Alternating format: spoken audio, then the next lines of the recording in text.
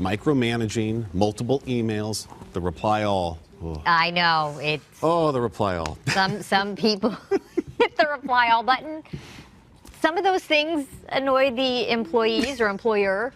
And sometimes supervisors get frustrated. There's a list of things that do more than bother people in the workplace, like office gossip. What do you mean it's not working out, Craig?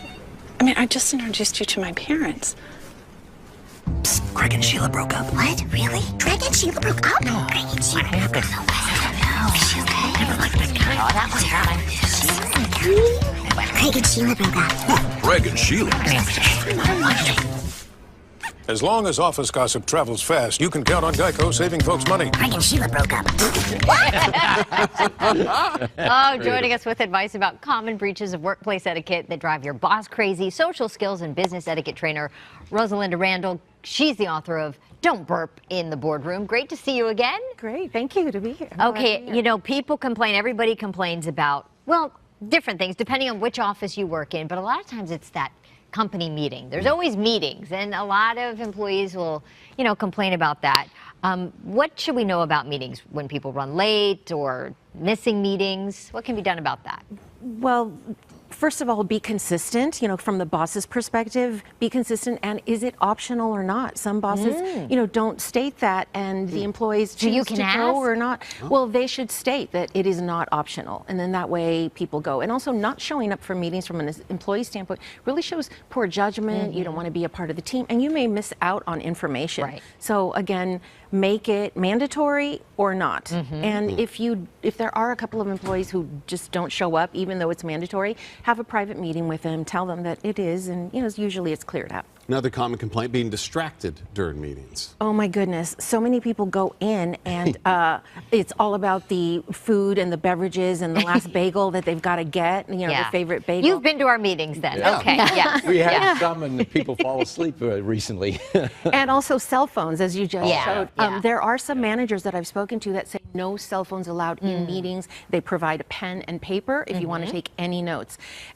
So being distracted, also don't sit next to your buddy, your coworker. Sit closer to the host, because it's like sitting next to the teacher. You don't want to do anything wrong or doodle because they're right there. So those are a couple things to help the employee from being distracted. We're failing on a lot of employees. A lot of workers and supervisors are guilty of not responding to calls or to emails in a timely fashion. But, you know, to defend them, they get a lot of emails and a lot of phone calls. Yes, they do.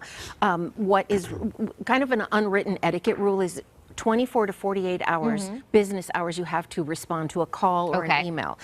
Most people like the 24 hours because they expect it. We are with our phone constantly. We can do it on your way to the bathroom. Why didn't you respond? You know, we expect, but you do have that time. And other people say that the most common excuse that I hear is, I don't respond because, I didn't have an answer for them. Tell them so. Usually you just respond and say, I'll get back to you by the end of the week with the response. So responding also, it keeps people off your back. If you know that someone is waiting, you know, you're only going to be bombarded with more emails or a visit in your cubicle. This next one, hard to resist sometimes, gossiping about others. It is here to stay, you know, gossip. It just depends on how much you do it and how damaging it can be, and is it true, is it not true? If you revolve your whole personality, sometimes people do, and your relationship with your coworkers, because you are the office gossip, then you need to stop it and find something else to be interesting. Take a class, watch TMZ, and gossip about celebrities. Get a hobby. Sorry, celebrities, but you know, yes. Okay. Now, moving on to dress code at the workplace, and I think this is becoming more and more difficult because, you know, we're living in a more casual time, especially here in California. What do you tell people when it comes to dress etiquette at the workplace? Are you prepared for an opportunity?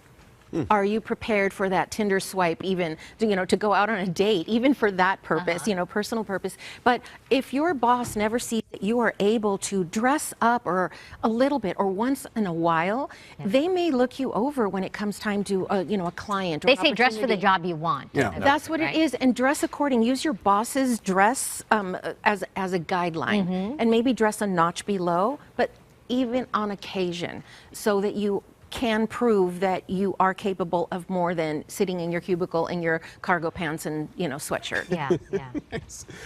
Finally, something that companies often ask you to speak to their employees about, poor grooming habits. And lack of hygiene. That has been Really? growing and growing, a very, very big concern. It started in with the dry workplace. shampoo. And the water shortage, Oh, we're trying well, not to shower yeah. so often. Right. That can be very tricky. And, I work with a lot of HR people, and what you want to do is privately and discreetly approach that person and maybe start in a delicate way by saying, if it's a medical condition, is everything okay with your life? More as a concern than saying, man, you stink. And if you have a familiar relationship with that coworker, you might pull them to the side and say, hey, buddy, But people have been saying. I don't like that idea of, is it a medical condition? Are you okay?